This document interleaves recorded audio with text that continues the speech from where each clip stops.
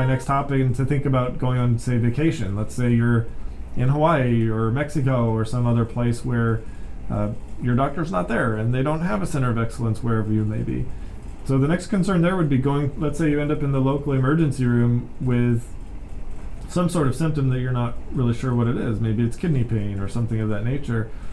You go to your local emergency room, pretty certain they won't know what bladder exstrophy is. Or if they do, they've heard of it or read about it, and they've never seen one in person. And this is a fairly common response. I know that from personal experience myself. One thing to remember there, if you have had this is something I learned from Dr. Kropp here at OKC Kids, is that if you've had a bladder augmentation and or catheterizable stoma, your urine culture is always going to come back dirty. You're always going to have what looks like a UTI on the surface. So if they, usually with a sick kid who has any sort of bladder issue, first thing they want to do is, well, let's do a urine culture and see if he has a UTI or she has a UTI. Well, guess what? They do. They do all the time, because the bladder is no longer sterile. Because you're sticking something from the outside into it, it's going to have at least a few germs on it, and therefore have bad bacteria, as far as I understand it.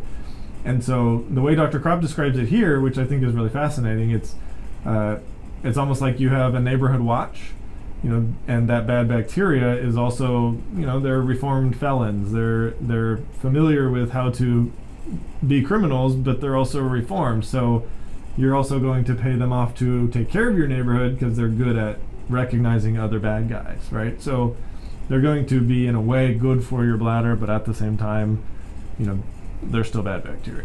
You know what I mean? So the goal here is for you to remember that if somebody who's not your pediatric urologist, not familiar with bladder exstrophy, tells you your kiddo has a UTI, that's not the problem. Usually it's something else. Another example is let's say you've got 4 kids and one of them has bladder exstrophy, and you all go to the ER for the same symptoms. You all have the flu, really. Well, they're going to diagnose the first 3 kids with the flu and the 4th kid with a UTI, despite having all the same symptoms. Well, again, because they test the urine and they see this dirty culture. So keep that in mind, that those that are not in the ER are not experts. They're not going to know bladder exstrophy in the way that your doctor is. So there needs to be important communication between whoever is in your emergency room or urgent care and your actual pediatric urologist.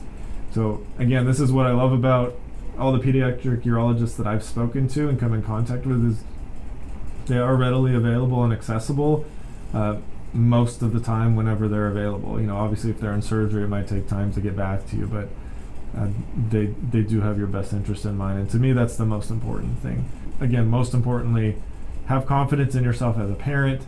If you have a spouse, hopefully you guys can consult together and work together on what do we think this kid needs, as well as being able to present that to your urologist, who hopefully will hear you out and really try to understand your points of view and your perspective.